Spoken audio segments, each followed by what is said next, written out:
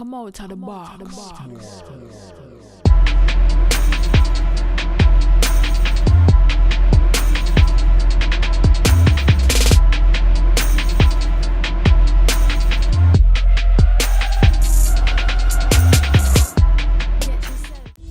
Hello YouTube, cheers and welcome to The Basement. My name is Bruce Lively. And I'm D-Boy Slim. And The Basement is the first daily hip-hop debate show. From Tuesday through Friday, most of the time, we tackle the most interesting topics in hip-hop culture and the world around it. So welcome back, Basement family. And it's a light one today. I think it's time to take a look at one of the things that have helped define hip-hop since its inception. You're fresh. That's fashion. You gotta get your fresh on. Right. Specifically, fashion from the 90s and early 2000s as opposed to today. Just swagger right. Maybe the past 10, 15 years. Though it's not even swagger anymore, it's just swag. Which means completely different. We're gonna talk about it. Listen, that's today's question. Hip-hop fashion, 90s versus now, basically. With that being said, let's go.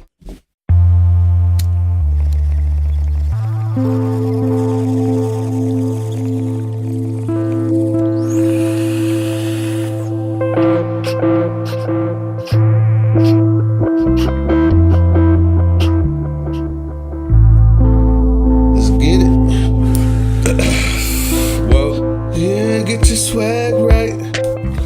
Hop up in the morning and put my swag on. See, to some of those that's the difference. That know me, y'all may be surprised, but I side with the fashion more so of today than of the 90s. And when you speak about fashion in the 90s versus fashion today, the distinction is not what we're wearing as far as label and brand name, because some of the same designers, as far as Ralph Lauren, Levi, Fila's, Nike, Jordan, like some of the same name brand that existed when in the 90s, it still exists today. The distinction comes when you talk about how they're wearing it. And it's not just where in the 90s, it was more so loose fit, baggy, who had the baggiest. It had to fit over your shoes. Now the pants, when you wear the pants, they come damn near in your shoe or to your shoe, you know, where the tongue is showing now. And it's just a different way that they wear it. And I'm okay with that. I mean, you got some kids that take it to the extreme and they wear it tight. And it's hug the testicles.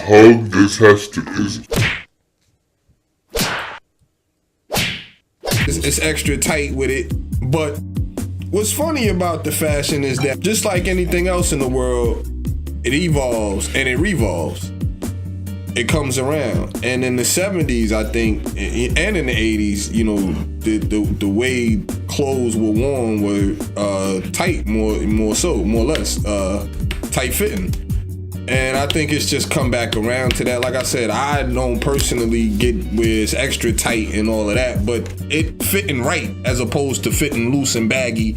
I'm okay with that. I look back at pictures and photos and videos from the 90s, and just like when our parents look back at photos and videos from them from the 60s and 70s, it's funny. It's kind of funny. Like, wow, we wore our clothes that big. Like it was extra baggy. But yeah, so long story short, I side with the fashion for today. Like I said, it's not so much what they're wearing, because Tommy Hilfiger, you know, Lacoste, all of those designers still exist and it's still prevalent today, but it's how you're wearing it. Let me tell you, man, it is what you're wearing as well as how you're wearing it, because you see this, what do you call it, medallion, the wooden medallion that I wear. This is kind of like something that you would have seen. Damn! In the 90s. They used to have, you see, it meant something what you were wearing, because in the 90s, the hip hop culture was trying to make a statement that we're not trying to wear the Prada and the Gucci. For a minute there, When you saw people like FUBU was for us, by us, it meant something different. When you saw Karl Kani, when you talked about Karl Kani, and we're talking about hip-hop fashion, not just fashion. Yeah, Hilfiger was there. Yeah, Prada's there. Yeah, Ralph Lauren is always there, and the Polo's always there. But what hip-hop fashion had, when you talk about cross colors with the red, gold, and green, and black, when you talk about the fist, when it was cool to wear the dashiki, when you wore Woo wear because you didn't want to associate with Prada. You see, we had our own, and we wanted to let that be known, that we look like something, we sound like something, it's different from what everybody else is doing. And to me, that's when fashion was killing it. For hip-hop, especially. Those names that we talk about are, yes, they're black designers. So you may say to yourself, well, we have black designers now. Yeah, let's just take a look. Yeezy. Name to me who he's marketing his stuff to. Only the person that can afford a $10,000 shoe? Or is it like when Woo Wear came out and you wore that because it's from the streets, by the streets? When FUBU came out, they had a high end, but they had mostly the low end. Stuff that you could find at every single one of your sportswear shops. That was when fashion, hip hop fashion now is what we're talking about, was in. That's what it was about. It represented something that was different, that was uniquely black and uniquely hip hop. Now, if you're not wearing Prada Gucci with a Gucci belt and the red bottoms, that's just what they wear. They finally got us. I don't really care how tight it is anymore. I mean, I do. I don't want nut huggers, but to me, it's about what it says. It says to me, we kind of sold ourselves. We kind of sold out. Kind of sold our soul in the fashion industry, and we finally made it back to wearing Polo, Prada, Gucci, and red bottoms, as opposed to Woo wear dashikis, the cross colors, Karl Kani. Be honest, that's just the facts. I couldn't disagree more strongly. Yeah, I see you over there. You was fidgeting. You couldn't handle it. You're wrong. You're wrong. I'm wrong. And you're wrong. Show me. First of all, yes, in the 90s, we had urban designers.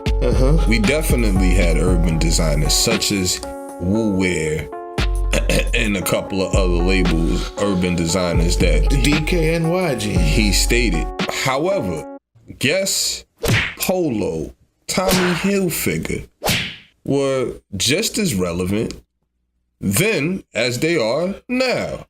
As you see the Tommy Hilfiger and the Polo Ralph Lauren on me right now. They were just as relevant in the 90s. So, he went to high-end fashion, stating that our kids of this generation rock a lot of high-end fashion, such as Gucci and Prada and Louis Vuitton. Well, I'm here to tell you that was prevalent all the way back into the 80s. There was a guy by the name of Dapper Dan who used to make jackets that looked exactly like or replicas of Gucci, Louis Vuitton, and all those other high-end fashion. So this is nothing new with our culture and wanting to identify themselves with higher-end fashion. However, we do still have urban designers today that are relevant that I rock, which is like your Coore and Grand Hustle. Thank you, T.I. Thank you, T.I. That Grand Hustle Indian is... And as he stated, the Yeezys, which every pair are not $2,500. You can go get a pair out of Foot Locker that in the $50 to $60 range. Really? Yes, you can. You may want to do your homework and get your kids a pair. I might have to go check. They're not getting a pair of those. Freshness. They're not getting a pair of those. Don't listen to this guy when he tells you that, all we do is identify with the Gucci belts. There are a lot of things going on. It's what you're into. Oh, man. Like I said, just as relevant as it was in the 90s with the labels such as Ralph Lauren and Tommy Hilfiger. those labels still exist today. It's more or less how you're rocking it. It's more slim fit, more fitting right than it is loose and baggy. You have the high-end fashion. Yes, that's relevant today. The Gucci, Louis Vuitton. Some kids, that's more the video of our kids, all kids running around with $300 belts. No. That's an image that they would like to project and want you to think, but that's more perception than reality. The way to rock the jewelry is rocked. Since we went into higher end fashion, the jewelry is a difference. I remember when it was gaudy and you had to have colorful diamonds and this and that. Now you have one kid that has the colorful teeth or whatever, but for the most part, you see more thin ropes, thin necklaces, where there might be 2 or 3 or 1 or 2 necklaces, as opposed to the one big joint with the heavy medallion, dinner plates, and all the cut. You know, you had dudes rocking eagles and just extra gaudy, for no reason type jewelry. It's more subtle. It's more classy. I like the way they rock their jewelry, and that is a part of fashion. So again, like I said, I prefer the fashion today. So since you got to start it, I'm just gonna wrap it up like this. Just like how there are many different types of hip hop, in the 90s, you had funny hip hop, comedy, you had people like Biz Markie. You also had intellectual hip hop and people who you would consider, conscious rappers. You had gangster rap.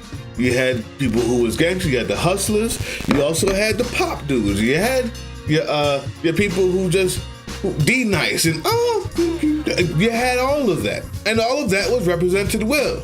Part of that hip-hop identity was, like I said, the fist-up medallions, the African medallions, the Carl Kanais, the Wu Wares, for us, by us. General, more conscientious black.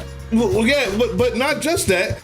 In general, more conscientious black stuff was just as equally represented as, you're right, the polo and the others, whatever you want to call it, the big name brands that right now rule the world. My problem is this: you said it yourself. They have infiltrated to the point where you don't see that other side anymore. We know it exists. You can go find it if you want it. But the truth is, they have now so convinced us that you have to have a $300 pair of jeans or a $500 t-shirt that has this person's name on it or that person's name on it, as opposed to what it was before, just an equal representation. That's what I mean is, if you show up in a dashiki now, you're out there and weird. It might not be uncool or cool, I don't know. You're saying, but you're out there. It was more cool to our kids. It was more cool to to the 90s, to be able to say, yeah, you know what, you can rock a polo shirt. But the next dude who's rocking the Carl Kanai jeans with the dashiki on was just as cool. The next dude who rocked the cross colors with the fist medallion and the wooden rope was just as cool. As a matter of fact, that dude might be more cool at depending on where you are. And that's the wrap up is, once again, once something becomes more corporate, as hip hop has, which is what we hope for, it tends to lose its edge because it's more corporate. It tends to get the advertising and the money and the backing of the people who want to get their stuff out there. And a person like Carl Kanai couldn't, as we found out, can't even compete in today's world, because the type of money that was necessary to make a $20,000 video back in the day was only $5,000 to make a dope video. Carl Kanai caught storm and timing and we're not going to excuse for the designer, but I say you're just as fresh. Starter jacket, fresh pair of Jordans.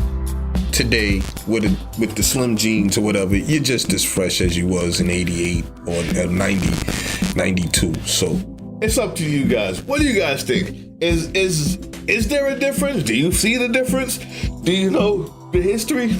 Do you care? I hope you do. Hip-hop fashion has been a staple in hip-hop, and yeah, it means something. I know it seems frivolous sometimes, but it means something. It's an expression of who we are and who we were. So what do you guys think? 90s?